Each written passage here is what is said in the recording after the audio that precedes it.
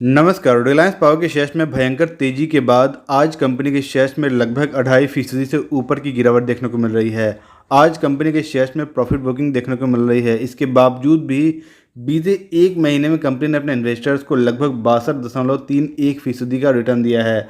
अभी बात करें तो कंपनी का शेयर प्राइस 69.36 रुपये पे कारोबार कर रहा है और उम्मीद है कि आने वाले दिनों में कंपनी के शेयर प्राइस में और भी बढ़त देखने को मिल सकती है।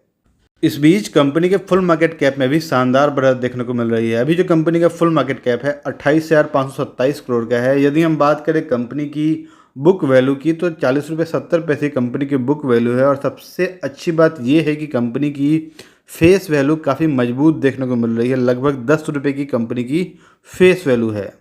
और यदि हम नजर डालें कंपनी के 52 वीक हाई के ऊपर तो लगभग 76.49 कंपनी का 52 वीक हाई जिसे कंपनी ने इसी महीने 11 तारीख को टच किया था। 11/6/2025 दिन कंपनी ने अपना नया 52 वीक हाई बनाया है।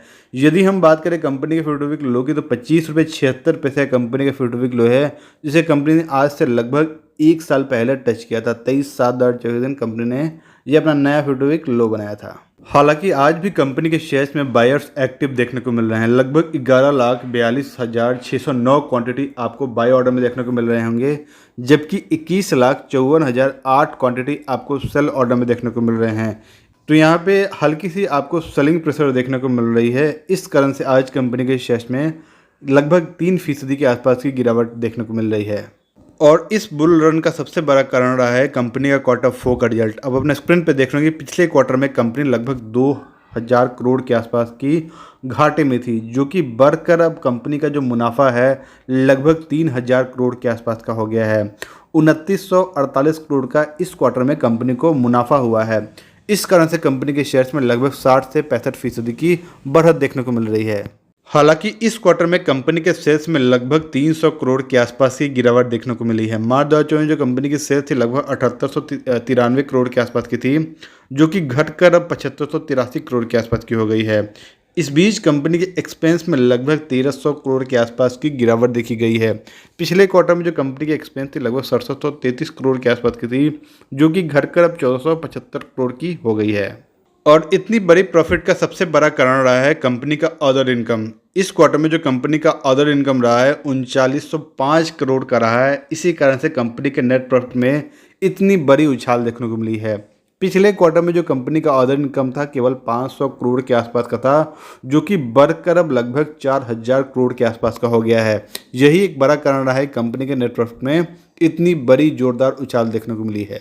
और इस बीच नजर डाले कंपनी के शेयर होल्डिंग पैटर्न के ऊपर तो मार्च 2025 में जो कंपनी की प्रमोटर्स होल्डिंग थी 23.27% के आसपास की थी, जो कि बढ़कर अब लगभग 25% के आसपास की हो गई है। इस बीच एफआईज की होल्डिंग में हल्की सी गिरावट देखने को मिली है। पिछले क्वार्टर में जो एफआईज की होल्डिंग थी 13.21% के आसपास की थी, जो कि घटकर अब 12.87% के आसपास की हो गई है।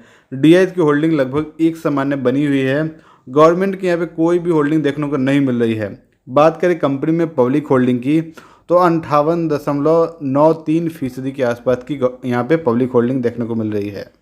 हालांकि कंपनी के बीते कुछ दिनों की हिस्ट्री पर नजर डालें तो बीते 4 दिनों से कंपनी के शेयर्स में तेजी देखने को मिल रही थी। हालांकि आज कंपनी के शेयर्स में प्रॉफिट बुकिंग देखने को मिल रही है। यदि हम बात करें तो उससे पहले भी कंपनी के शेयर्स में बड़ी तेजी देखने को मिली है। इस बीच बात करें कंपनी के शेयर्स की वॉल्यूम्स की तो आप अपने स्क्रीन पर देख रहे हैं कंपनी के शेयर्स की वॉल्यूम्स में बीते कुछ दिनों में ज़बरदस्त रफ्तार देखने को मिल रही है।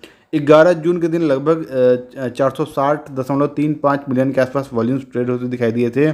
और अभी जो कंपनी का शेयर प्राइस है लगभग 69.07 पे कारोबार कर रहा है। उम्मीद है कि आने वाले दिनों में कंपनी के शेयर प्राइस में और भी वृद्धि हो सकती है। और इस चैनल के माध्यम से किसी भी शेयर को खरीदने या बेचने की सलाह नहीं दी जाती है। यदि आप किसी भी शेयर को खरीदना या बेचना चाहते हैं तो अपने सलाहकार से एक बार जरूर राय विचार करें।